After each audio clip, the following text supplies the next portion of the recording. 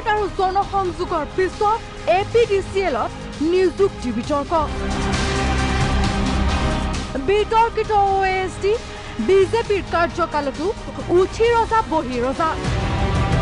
ইপিনে পঞ্চায়ত আৰু গ্ৰাম উন্নয়ন আনপিনে জনসংযোগৰ নিযুক্তি কেলেংকাৰীয়ে শূন্য সহনশীলতাত প্ৰতিশ্ৰুতিবদ্ধ সোণোৱাল চৰকাৰক ভীতিগ্ৰস্ত কৰি তুলিছে এইবাৰ APDCLত নিযুক্তি বিতৰ্ক যোৱা 15 বছৰৰ পৰা একছত্ৰী সম্ৰাট OSD দীপাংকৰ দিহিঙীয়া কংগ্ৰেছৰ দিনত শক্তিমন্ত্ৰী প্ৰদ্যুৎ বৰদলৈৰ ঘনিষ্ঠ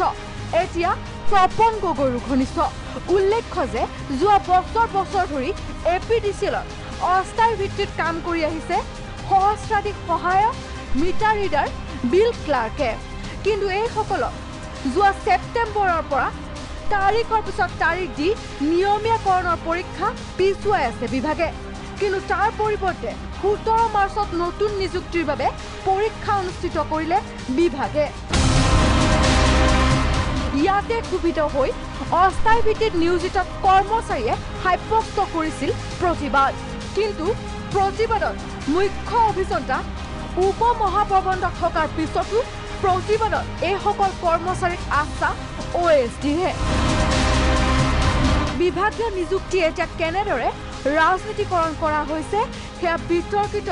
OSDৰ ভাষ্যতে স্পষ্ট ক্যান্ডিডেট আছে ইমানে আমাৰ চাকৰি হ'ব হেতু নহয় আপুনি এটলিষ্ট 80% 70% কিবা এটা হ'ব কিন্তু মেজৰিটিয়ে মই এটা কথা ক'ব more than 50% আপুনি এনৰোলমেন্ট পাব সেইটো আমি এটলিষ্ট ইছ্যুৰ কৰিব আপোনালোকে এই দুটাই বিচাৰিছিল কিন্তু আৰু ফাইনেলটো আৰু মন্ত্ৰীক আচলতে মই আজিও ফোন কৰিছিলোঁ মন্ত্ৰীয়ে আচলতে মোক 12 তাৰিখ টাইম দিছে 12 তাৰিখে লগ কৰি আমি ডেটটো ফাইনেল কৰিম গতিকে আপুনি 12 তাৰিখৰ পিছত আমি কিজানি আপোনালোকৰ পুৰা এইটো কওঁ নাম্বাৰটো কওঁ মই শুনিলে মন্ত্ৰীৰ মতেহে হ'ব এতিয়া স্থায়ী নিযুক্তি মুঠতে সমগ্ৰ প্ৰক্ৰিয়াটো এতিয়া ৰাজনীতিকৰণ হৈছে অস্থায়ী ভিত্তিত নিয়োজিত কৰ্মচাৰীক বঞ্চিত কৰি নতুন নিযুক্তিৰ বাবে তৎপৰ হৈছে বিদ্যুৎ বিভাগ